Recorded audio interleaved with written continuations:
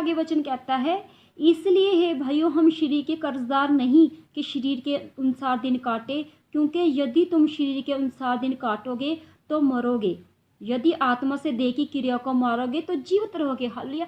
अब यहाँ परमेश्वर आत्मा की बात कर रहे हैं और यहाँ शरीर की भी बात हो रही है कि जो शरीर के अनुसार चलते हैं, हालेलुया, उनका क्या प्रभु ने कहा है कि हे भाइयों कि हम शरीर के कर्जदार नहीं हैं जो शरीर के अनुसार दिन काटे। हालेलुया।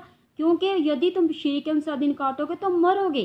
परमेश्वर का वचन साफ साफ बताता है, अगर हम शरीर के अभिलाषों के पीछे चलेंगे, शरीर की मानेंगे, हालेलुया, कि जो हमारा मन शरीर कहता है हम उसके पीछे दौड़ेंगे, तो लिखा है कि हम अगर शरीर के अनुसार दिन काटेंगे तो हम मरेंगे, और यदि आत्मा से देह की क्रिया को मारेंगे तो जीवित रहेंगे। हालेलुया। परमेश्वर का वचन यह कहता है कि हम शरीर की जो अभिलाषा है उसको कैसे खत्म करना है, पवित्र आत्मा की अगुवाई से हम उसकी क्रिया को मारेंगे। पवित्र आत्मा की अगुवाई से परमेश्वर की वो जो समर्थ हमें मिलती है, जो ताकत मिलती है, उसकी हम अगुवाई से हम परमेश्वर के नाम में शारीरिक अभिलाषों को मारेंगे। अब यहाँ पे हम एक उदाहरण के तौर पे मैं एक वचन पढ़ूंगी, और यहाँ पे उत्पत्ति में पुराने नियम में बताया गया है, उत्पत्ति 6:13 में उन लोगों के बारे में बताया गया जो शारीरिक दशा में चलते थे। आइए हम वचन के बीच में से होकर पढ़ेंगे। लिखा है, तब परमेश्वर ने नूह से कहा, सब प्राणियों के अंत का करने का परमेश्वर मेरे सामने आ गया है, क्योंकि उनके कारण पृथ्वी उपद्रव से भर गई है, इसलिए मैं उनको पृथ्वी समेत नष्ट कर डालूंगा। हालेलुया। अभी यहाँ परमेश्वर का वचन नूह नबी के पास आता है उन लोगों के लिए जो शारीरिक अभिलाषों के अनुसार चलते थे। हालेलुया। जो अपनी मनमानी के अनुसार चलते थे। हालेलुया। अब यहाँ वचन साफ साफ कहता है कि उन सब प्राणियों का अंत करने का परमेश्वर मेरे सामने आ गया। परमेश्वर ये कह रहा है नूह नबी से कि सारी पृथ्वी उपद्रव से, पाप से भर चुकी है। हालेलुया। और प्रभु तभी ये बात बोल रहा है कि वो शारीरिक अभिलाषों में फंसते जा रहे, वो गिरते जा रहे, पाप में जाते जा रहे। हालेलुया। तो उनका विनाश का कारण क्या था? नाश होने का कारण शारीरिक अभिलाषा ही थी। और यहाँ वचन साफ साफ बताता है कि जो शारीरिक अभिलाषा से चलता है वो नाश होता है। हालेलुया। और आज की हम संसार में भी चीज़ें देख रहे हैं कि आज का भी संसार के लोग शारीरिक अभिलाषों में, पाप में पड़े हुए हैं। हालेलुया। हम संसार में आज के टाइम में कितने पाप देखते हैं, चोरी, गुनाह, धोखाधड़ी, मार कुटाई, खून खराबा, व्यभिचार, बलात्कार, एनीथिंग, पैसों की धोखाधड़ी, नशे का जो भी है वो व्यापार करते हैं, नशा बेचने का, वो सारे क्या पाप के काम हैं। तो वो उसी अभिलाषों में लोग मर रहे हैं। हालेलुया। आज के जो हालात हैं देश के, कोरोना वायरस के, कि कोई इंसान कौन अपनी शारीरिक अभिलाषों में, इन पाप में पड़े हुए क्या हो रहा है? मर रहा है। हालेलुया। क्योंकि उनको विश्वास अपनी शारीरिक अभिलाषों पे था, उनको विश्वास था इसी पाप में रहने का, उनको विश्वास था हम इसी पाप में रहेंगे, जिएंगे और हम जीवन पाएंगे, ये पाप का पैसा है जो हमें बचा लेगा। लेकिन कोई नहीं बचा सका, कोई पैसा हमें वो पाप का नहीं बचा सका। लेकिन परमेश्वर का वचन यहाँ ये बोल रहा है। फिर वहाँ पे 7:1 में परमेश्वर का वचन क्या कहता है? नूह नबी को लिखा है, तब यहोवा ने नूह से कहा, तू अपने सारे घराने समेत जहाज में जा, क्योंकि मैंने इस समय के लोगों में केवल तुझी को अपनी दृष्टि में धर्मी पाया। हालेलुया। अब यहाँ परमेश्वर का वचन नूह नबी को कहता है, तू तेरे घराने के समेत कश्ती में चला जा। वो कश्ती परमेश्वर ने उसको तैयार करवाई और कहा, केवल तुझी को मैंने पूरी सृष्टि के ऊपर धर्मी पाया है। प्रभु का वचन ये कह रहा है कि वो अपनी धर्मी होने की वजह से बचाएगा। परमेश्वर की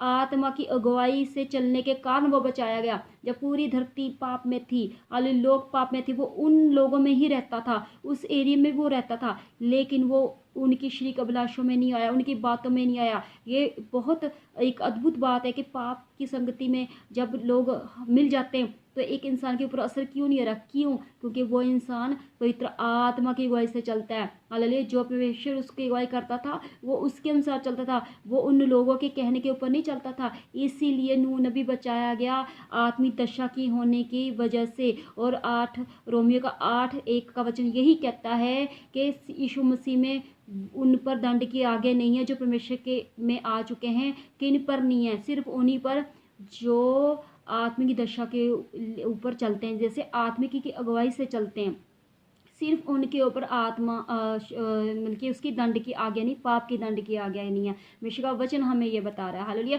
और यहाँ पे भी हम देखते हैं नूह नबी धर्मी के होने के बाद जो धर्मी कहलाता था, इसीलिए वो कारण बना बचने का। वो कारण था उसका घराना बचाया गया। हालेलुया। यहाँ वचन से हम साबित करते हैं, प्रभु हमें साबित करता है कि उसका बचने का कारण उसका धर्मी होना था। तो यहाँ वचनों को अच्छी तरीके से समझाने के लिए पवित्र आत्मा ने अगुवाई की मेरी कि क्यों नहीं दंड किया गया। हालेलुया। कि कहते हैं आत्मा से के अनुसार चलना क्या होता है। हालेलुया। कि आत्मा की अगुवाई क्या है। हालेलुया। ये है वचन। अब मैं यहाँ एक उदाहरण दूंगी शाऊल की और दाऊद की।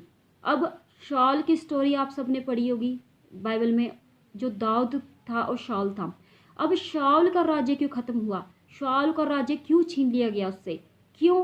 क्योंकि उसने अपनी शारीरिक दशा में चलना शुरू कर दिया था, क्योंकि वो अपनी मर्जी से चलना शुरू हो गया था, वो अपने फैसले खुद लेने शुरू कर दिए थे, वो पवित्र आत्मा की गवाही से चलना उसने बंद कर दिया था। उसको परमेश्वर के दास ने कहा था कि जब तक मैं ना आऊँ तू यहाँ पे बलि ना चढ़ाना, तू ये काम खुद ना करना, क्योंकि अभी तुझे इसकी आज्ञा नहीं है।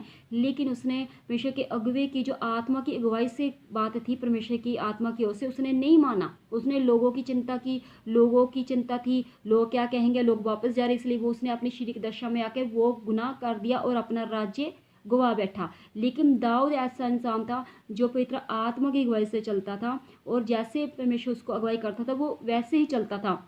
इसलिए वो दाऊद का राज्य काफ़ी लंबा चला।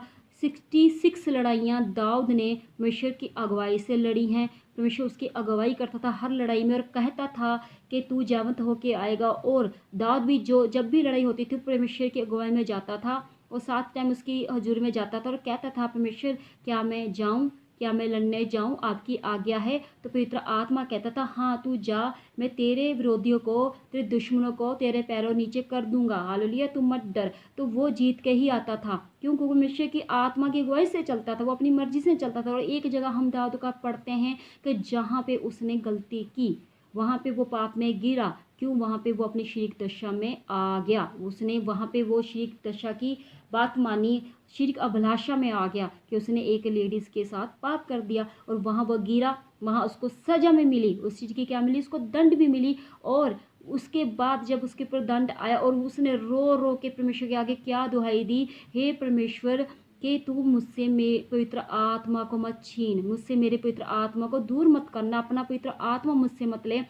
अब दाऊद का इतना बड़ा राज्य था, इतना बड़ा राज था, वो राजा था, उसने अपने राज्य की दुहाई नहीं दी, उसने अपने बच्चों की दुहाई नहीं दी, अपने पत्नियों की दुहाई नहीं दी कि मेरी पत्नियां मुझसे दूर ना हो जाए, मेरे बच्चे मुझसे दूर ना हो जाए, मेरा राज जो था सिंहासन मुझसे दूर ना हो जाए। लेकिन उसने रो रो के सिर्फ पवित्र आत्मा की ही दुहाई दी, हे परमेश्वर मेरा सब कुछ ले ले लेकिन पवित्र आत्मा का मुझसे अलग मत करना। क्योंकि वो जानता था परमेश्वर पिता की जो पवित्र आत्मा की अगुवाई की में चलना का क्या मतलब है, आत्मा की उपस्थिति का क्या मतलब है, उसकी जो उसकी वो थी, वो जो हुजूरी थी, उसका जो वैल्यू थी, वो पवित्र आत्मा की वैल्यू को समझता था। वो जानता था जब पवित्र आत्मा मेरे साथ रहेगा मैं हर जगह जयवंत होऊंगा, पवित्र आत्मा मेरे साथ रहेगा मैं कहीं भी हार का मुंह नहीं देखूंगा और मुझे कहीं लज्जित ना होना पड़ेगा। हालेलुया।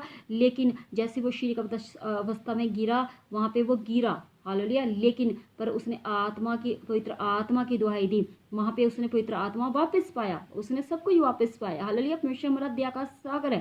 और यहाँ परमेश्वर हमें किस चीज़ की अगुवाई कर रहा है कि जो आत्म की दशा के अनुसार चलते हैं उनके ऊपर दंड की आज्ञा नहीं है। हालेलुया। और यहाँ हम ये भी देखते हैं जिसने शारीरिक दशा से चलने की कोशिश करी वो नाश हो गए। हालेलुया।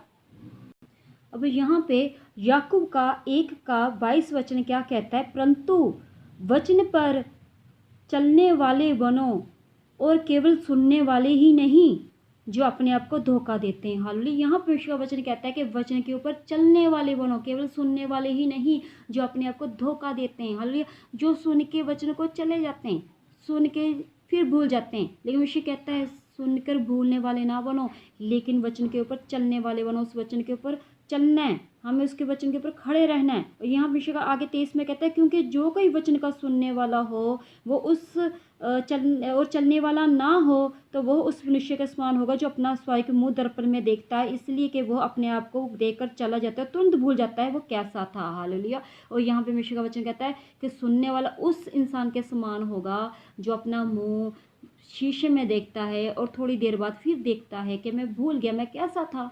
वचन का सुनने वाला भी वैसा ही होता है जो सुनते हैं और फिर घर में जाके वो मनन नहीं करते उस वचन के ऊपर, देखते ही नहीं कि आज हमें परमेश्वर ने बात की वचन के जरिए, हम उस वचन के ऊपर मनन करें, हम उस वचन को डायरी में लिखें, हम बाबर उस वचन को पढ़ के आज परमेश्वर ने हमसे किस बारे में बात की है वो नहीं उसके ऊपर करते। वो आते हैं, शिष्य लेते हैं और घर में जाके सो जाते हैं, अपने कामों में बिजी होते हैं, लेकिन परमेश्वर का वचन को दोबारा पढ़ने की कोशिश भी नहीं करते। प्रभु का वचन उन्हीं के बारे में कहता है कि केवल सुनने वाले ना बनो लेकिन वचन के ऊपर चलने वाले बनो। हालेलुया। जो वचन को पकड़ के रखते हैं, वचन के ऊपर चलते हैं, और जब उनके सामने ऐसी दशा आती है कि ऐसे हालात आते हैं कि एक तरफ कहता है शरीर इसके ऊपर हमने चलना है, हालेलुया, कि ये इसमें हमारा फ़ायदा है, लेकिन वो वचन के अनुसार सही नहीं है। वचन कहता है कि नहीं ये सही नहीं है तेरे लिए, तब हमें वो वचन तभी हमें याद आएगा, तभी हमें वो बात याद आएगी कि नहीं ये वचन के अनुसार नहीं है। जब हम उस वचन को मन में रखेंगे, हम उस वचन को बांध के रखेंगे, हम उस वचन के ऊपर बार मनन करेंगे, तभी तो हमें याद आएगा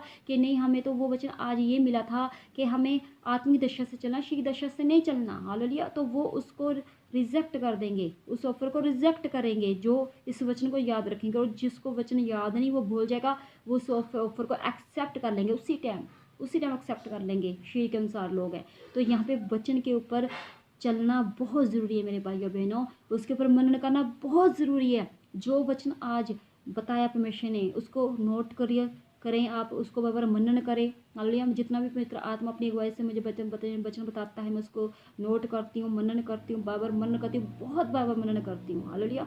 बार अपनी बुद्धि में बैठाती हूँ परमेश्वर का वचन आज क्या था। हालेलुया। क्योंकि जो परमेश्वर पवित्र आत्मा अगुवाई करता ना वचन के जरिए, उसको हम कभी नहीं भूल सकते, क्योंकि वो आत्मा की अगुवाई से वचन हमारी बुद्धि में आ गया है। और जब पवित्र आत्मा की अगुवाई से वचन आता है ना, वो कभी नहीं भूलता इंसान, हालांकि क्योंकि वो आत्मा की ओर से।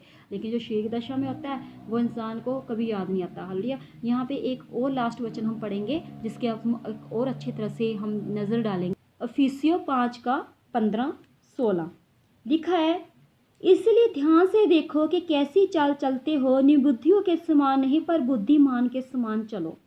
अब परमेश्वर यहाँ कह रहा है कि देखो कैसी चाल चलते हो। परमेश्वर आपसे और हमसे कह रहा है कि तुम कैसी चाल चलते हो। हालेलुया। निर्बुद्धियों के समान नहीं परंतु बुद्धिमान के समान चलो। परमेश्वर यहाँ कह रहा है कि निर्बुद्धियों के समान मत चलो, मूर्खों के समान मत चलो, लेकिन बुद्धिमानों के समान चलो। हाले बुद्धिमान बनो, वचन के बीच में से बुद्धिमान बनो। और लिखा है, अवसर को बहुमूल्य समझो क्योंकि दिन बुरे हैं। हमेशा कहता है अवसर को बहुमूल्य समझो, दिन बुरे हैं। आज के दिन क्या है? बुरे दिन हैं, बुरे हालात चल रहे हैं, कोरोना वायरस के हालात बिगड़े हुए हैं, देश के हालात बिगड़े हुए हैं, कंट्रीज के हालात बिगड़े हुए हैं, एक देश के नहीं तमाम देशों के हालात बिगड़े। प्रभु का वचन सच्चा है कि दिन बुरे हैं, इस करके मूर्खों के समान नहीं बुद्धियों के समान चलो। कि परमेश्वर का वचन तुम्हें क्या कहता है। अब यहाँ परमेश्वर का वचन अब आगे बोल रहा है कि इस कारण निबुद्धि ना हो पर ध्यान से समझो कि प्रभु की इच्छा क्या है। हालेलुया। अब यहाँ वचन परमेश्वर कहता है कि ध्यान से समझो परमेश्वर की इच्छा क्या है। अब ध्यान से प्रभु कहता है समझो कि परमेश्वर की मनसा, प्रभु की इच्छा तुम में क्या है, प्रभु तुम लोगों से क्या चाहता है। हालेलुया। कि दिन बुरे हैं, प्रभु कहता है ये दिन बुरे हैं, आत्मा की अगुवाई से चलो। अब जो परमेश्वर के अगुवे हैं, दास हैं, हालेलुया, वो दिन रात अपने रूम्स में बैठ के, अलग कोठरी में बैठ के, अलगताई में परमेश्वर से पर्सनल में रूम में प्रार्थना कर रहे हैं, दिन रात प्रार्थना कर रहे हैं, रोजे रख रहे हैं देश के हालातों के लिए, कोरोना वायरस के जो चीज़ें हैं, जो शैतान की चीज़ें उनको भगाने के लिए। हालेलुया। वो प्रार्थना में है इस टाइम। हालेलुया। वो फ्री नहीं है, जो वो परमेश्वर आत्मा अगुवाई कर रहा है। हम भी दिन रात, मैं प्रार्थना में होती हूँ, 3-4 बजे तक मैं प्रार्थना फ्री होती है, सारा दिन को फिर हम प्रार्थना में होते हैं पूरे संसार के लिए। ये पवित्र आत्मा अगुवाई कर रहा है।